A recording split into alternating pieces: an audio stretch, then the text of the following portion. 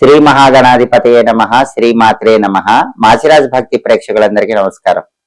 June 21వ తేదీ నుంచి జూన్ 30వ తేదీ వరకు మేషాది ద్వాదశ రాశులకి 10 రోజుల ఫలితాలు ఏ విధంగా ఉంటాయో, ఈ 10 రోజుల్లో ద్వాదశ రాశుల వారికి ఏ గ్రహాలు యోగిస్తున్నాయో, ఏ గ్రహాలు యోగించటం లేదో, యోగించే గ్రహాలు ఇంకా యోగించాలన్నా, యోగించని గ్రహాల వ్యతిరేకత తగ్గింపజేసుకొని అనుకూలత పెంచుకోవాలన్నా ఎలాంటి పరిహారాలు చేసుకోవాలో, ఏ దేవీ దేవతల ఆలయ దర్శనం చేయాలో, ఏ స్తోత్రాలు చదువుకోవాలో, ఏ మంత్రాలు జపించుకోవాలో, ఎలాంటి ద్రవ్యాలు దానం ఇచ్చుకోవాలో, సకల దేవతా స్వరూపమైన గోమాతకి ఎటువంటి ఆహారం తినిపించాలో, ద్వాదశ రాశుల వారికి 10 రోజుల్లో ఫలితాలు ఏ విధంగా ఉండబోతున్నాయో ఈ వీడియోలో మనం తెలుసుకుందాం.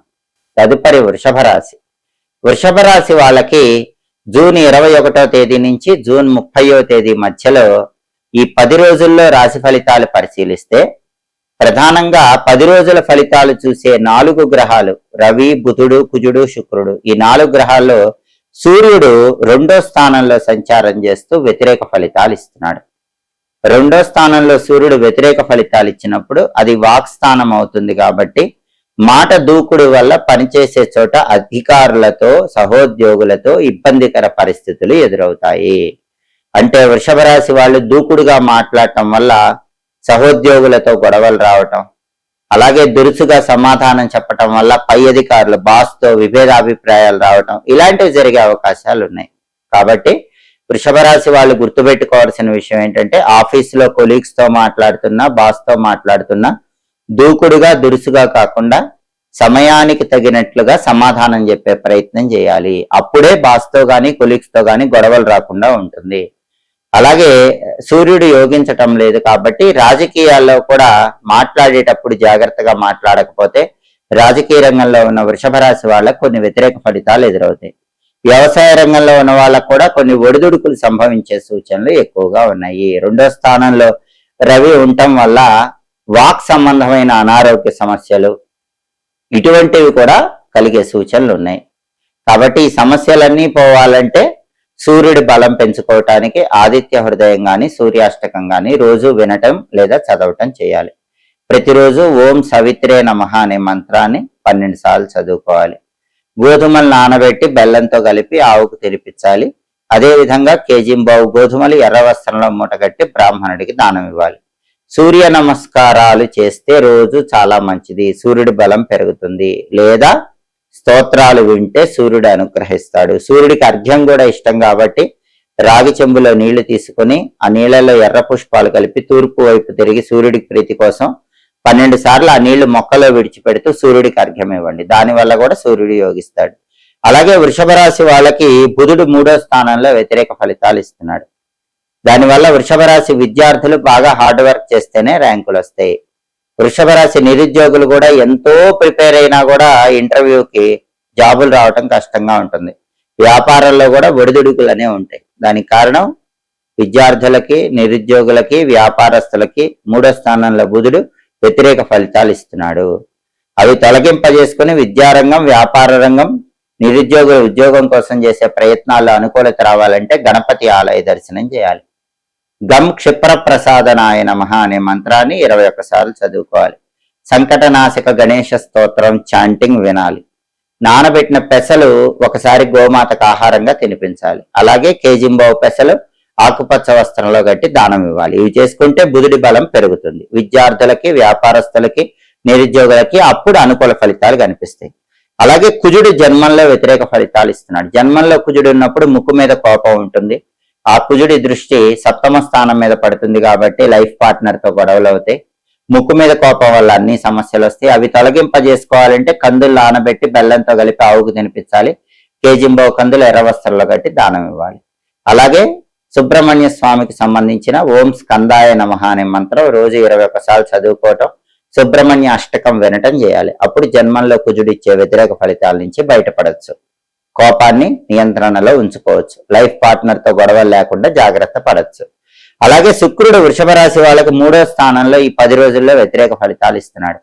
3వ స్థానంలో శుక్రుడు ఉన్నప్పుడు పార్ట్నర్షిప్ బిజినెస్ లో మోసపోయే అవకాశం ఉంటుంది. వృషభ రాశి వాళ్ళు ఎవరైనా పార్ట్నర్షిప్ బిజినెస్ చేస్తుంటే మీ పార్ట్నర్ మిమ్మల్ని పెద్ద స్థాయిలో ముంచేస్తాడు. దానివల్ల పార్ట్నర్షిప్ బిజినెస్ క్లోజ్ చేయాల్సిన పరిస్థితి ఏర్పడుతుంది. కాబట్టి ప్రధానంగా పార్ట్నర్షిప్ బిజినెస్ చేసే వృషభ రాశి వాళ్ళు, మీకు శుక్రుడు 3వ స్థానంలో ఉన్నాడు కాబట్టి మీ పార్ట్నర్ తో జాగ్రత్తగా వ్యవహరించండి, జాగ్రత్తగా డీల్ చేసుకోండి. లేకపోతే మాత్రం పార్ట్నర్ వల్ల చాలా ఇబ్బందికర పరిస్థితి ఎదురయ్యే అవకాశాలు ఉన్నాయి. అలాగే 3వ స్థానంలో శుక్రుడు వ్యతిరేక ఫలితాలు ఇస్తున్నాడు కాబట్టి అక్క చెల్లెళ్లతో కూడా విభేదాభిప్రాయాలు కలిగే అవకాశాలు ఎక్కువగా ఉన్నాయి. అక్క చెల్లెళ్లతో మాట్లాడేటప్పుడు జాగ్రత్తగా ఆలోచించి మాట్లాడాలి, చిరునవ్వుతో మాట్లాడే ప్రయత్నం చేయాలి. శుక్రుడు యోగించాలంటే నానబెట్టిన అలసందలు అంటే బొబ్బర్ల ఆవుకు తినిపించాలి, కేజింబో అలసందలు తెల్ల వస్త్రంలో మూటగట్టి దానం ఇవ్వాలి. శుక్రుడికి అధిష్టాన దేవత అమ్మవారు కాబట్టి శ్రీమాత్రే నమః రోజు 21 సార్లు చదువుకోవాలి. లలితా సహస్రనామ స్తోత్రం చాంటింగ్ వినాలి.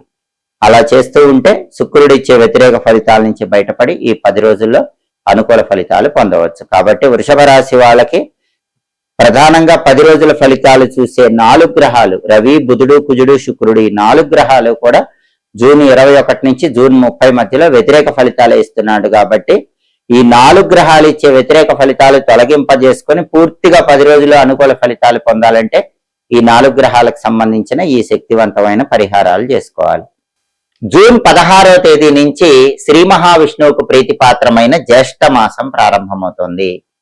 జ్యేష్ఠ మాసంలో ఎవరైనా సరే నీటి కుండ దానం ఇచ్చినట్లయితే గ్రహ దోషాలు తొలగిపోతాయి, మానసిక ప్రశాంతత కలుగుతుంది, ధనలాభం కలుగుతుంది. గొడుగు, పాదరక్షలు అంటే చెప్పులు ఇలాంటివి జ్యేష్ఠ మాసంలో దానం ఇస్తే కూడా సమస్త శుభ ఫలితాలు చేకూరతాయి.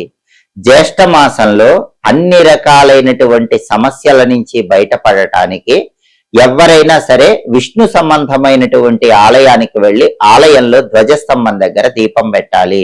అంటే రాముడు, కృష్ణుడు, నరసింహస్వామి, వెంకటేశ్వర స్వామి ఇలా విష్ణు సంబంధమైన ఆలయానికి వెళ్ళి ధ్వజస్తంభం దగ్గర దీపం పెట్టి సరి సంఖ్యలో ప్రదక్షిణలు చేయాలి. 2, 4, 6, 8 ఇలా సరి సంఖ్యలో ప్రదక్షిణలు చేయాలి. అలా చేస్తే ఎటువంటి కష్టాలు ఉన్నా సరే, ఎలాంటి సమస్యలు ఉన్నా సరే ఆ సమస్యల నుంచి చాలా సులభంగా బయటపడవచ్చు.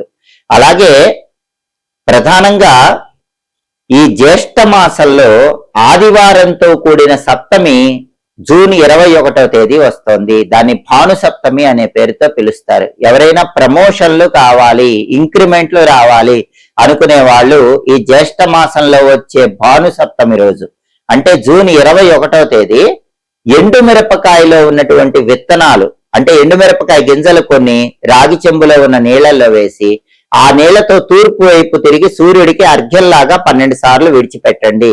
ఓం గృణి సూర్య ఆదిత్యం అని 12 సార్లు చెప్తూ సూర్యుడికి 12 సార్లు అర్ఘ్యం వదలండి. ఇది చేస్తే ఖచ్చితంగా తొందరలోనే ప్రమోషన్ వచ్చే అవకాశం ఉంది. కావలసిన చోటుకి ట్రాన్స్ఫర్ అవటానికి కూడా ఇలా ఎండుమిరపకాయ విత్తనాలు, ఎండుమిరపకాయ గింజలు నీళ్లలో వేసి తూర్పు వైపు తిరిగి జూన్ 21 భాను సప్తమి రోజు అర్ఘ్యమిస్తే అద్భుత ఫలితాలు కలుగుతాయి.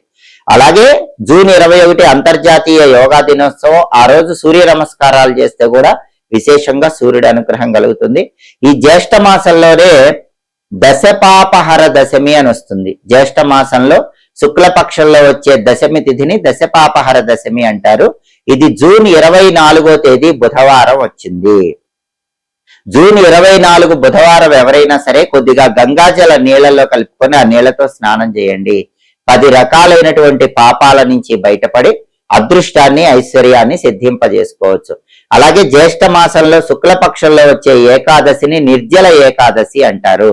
ఈ నిర్జల ఏకాదశి జూన్ 25వ తేదీ వచ్చింది. జూన్ 25 గురువారం నిర్జల ఏకాదశి. ఆ రోజు ఎవరైనా సరే నీళ్లు కూడా స్వీకరించకుండా ఉపవాసం ఉంటే సంవత్సరంలో వచ్చే 24 ఏకాదశులు ఉపవాసం ఉన్న ఫలితం కలుగుతుంది. అయితే అట్లా నీళ్లు కూడా తీసుకోకుండా ఉపవాసం ఉండలేని వాళ్ళు మాత్రం పండ్లు, పాలు తీసుకోవచ్చని మనకు మహాభారతంలో చెప్పారు. పండ్లు, పాలైనా సరే తీసుకుని జూన్ 25 గురువారం ఉపవాసం ఉంటే సంవత్సరంలో 24 ఏకాదశులు ఉపవాసం ఉన్న ఫలితం కలుగుతుంది. అలాగే జ్యేష్ఠ మాసంలో చాలా శక్తివంతమైన రోజు జ్యేష్ఠ పౌర్ణమి. దీన్ని ఏరువాక పున్నమి అంటారు. ఈ ఏరువాక పున్నమి జూన్ 29వ తేదీ సోమవారం వచ్చింది. ఈ ఏరువాక పున్నమి రోజు ఎవరైనా సరే మర్రి చెట్టు దగ్గరకు వెళ్లి ఆడవాళ్లు ప్రదక్షిణలు చేసినట్లయితే కుటుంబంలో సభ్యులందరూ ఆయురారోగ్య అష్టైశ్వర్యాలతో ఉంటారు. జూన్ 29 ఏరువాక పున్నమి జ్యేష్ఠ పౌర్ణమి రోజు ఎవరైనా సరే కొన్ని దానాలు ఇస్తే దరిద్రాలన్నీ తొలగిపోతాయి. వాటిలో ముఖ్యమైన దానం పత్తి దానం. పత్తి లేదా దూదిని జూన్ 29 సోమవారం జ్యేష్ఠ పౌర్ణమి రోజు దానం ఇవ్వండి. గ్రహ దోషాలు తొలగిపోతాయి, ఆర్థిక ఇబ్బందుల నుంచి బయటపడచ్చు. అలాగే ఆ రోజు తిలలు, నువ్వులు దానం ఇస్తే కూడా చాలా మంచిది. జూన్ 29 సోమవారం జ్యేష్ఠ పౌర్ణమి ఏరువాక పున్నమి రోజు నువ్వులు దానం ఇస్తే భయంకరమైన శని దోషాలన్నీ తొలగింపజేసుకుని శని భగవానుడి అనుగ్రహానికి పాత్రలు కావచ్చు. ఆ రోజు నీటి కుండ దానం ఇచ్చినా కూడా మానసికంగా మంచి ప్రశాంతత కలుగుతుంది, ధనలాభం కలుగుతుంది. జూన్ 21 నుంచి జూన్ 30 మధ్యలో జ్యేష్ఠ మాసంలో వచ్చే శక్తివంతమైనటువంటి రోజులను సద్వినియోగం చేసుకొని అన్ని కష్టాల నుంచి బయటపడండి. ఎప్పటికప్పుడు దినఫలాలు, 10 రోజుల ఫలితాలు, అలాగే మాస ఫలితాలు, సంవత్సర ఫలితాలు, గ్రహాల సంచారంలో మార్పును బట్టి ఫలితాలు, దాన్ని బట్టి ఆచరించాల్సిన పరిహారాలు, పండుగల సందర్భంగా ఆచరించాల్సిన విధి విధానాలు, వీటి గురించి తెలుసుకోవాలనుకుంటున్నారా? అయితే మాచిరాజు భక్తి ఛానల్ తప్పకుండా చూడండి. మా వీడియోస్ మీకు నచ్చినట్లయితే మా ఛానల్ లైక్ చేయండి, కామెంట్ చేయండి. మా ఛానల్ వీడియోస్ 10 మంది మిత్రులకు షేర్ చేయండి. మా ఛానల్ సబ్స్క్రైబ్ చేసుకోండి. పక్కనున్న బెల్ సింబల్ ఒకటి మాత్రం మర్చిపోకండి.